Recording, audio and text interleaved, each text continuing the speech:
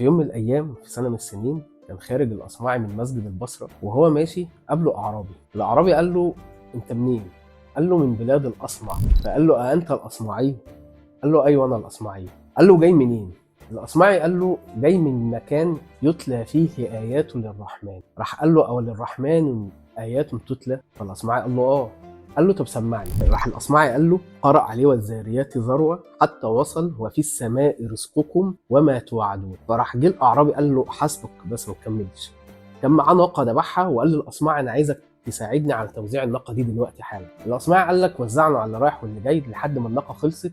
وفضل الأعرابي ماشي يقول: وفي السماء رزقكم وما توعدون.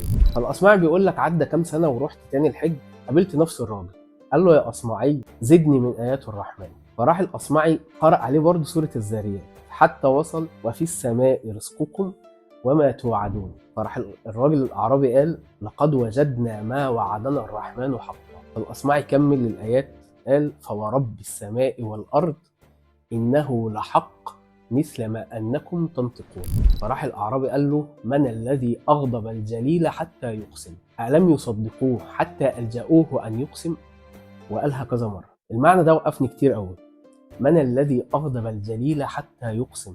سيدنا علي لما اتسأل على نفس الآية واتقال له: ليه ربنا أقسم في الرزق؟ قال: لأنه من الغيبيات، والناس تقريبا هيجي عليهم وقت ومش هيصدقوا الآية دي. اهو ده اللي انا بشوفه دلوقتي في الحياة. ان الناس بدأت تنسى ان الرزق جاي من ربنا مباشرة. خد بالك ان الله عز وجل اقسم ان الرزق جاي منه مباشرة دون وسيط. الناس بدأت تنسى الكلام ده وبدأوا يحطوا اصل الرزق، اصل هم عملوا، اصل الغفير، اصل الوزير، اصل الرئيس، اصل القرارات الخارجية، وانا ماليش دعوة.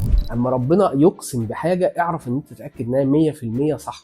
وبعدين ده قسم من الله عز وجل ان الرزق جاي من السماء ليك، مفيش اي وسيط في النص. وده هيبقى مدخل لينا هنتكلم فيما قبل في البيزنس ما قبل الماركتينج والسيلز. هنتكلم عن المعتقدات المفروض انت تكون معتقد بيها الاول، عشان لو اعتقدت غيرها تقريبا هتبوظ لك كل اللي انت بتعمله.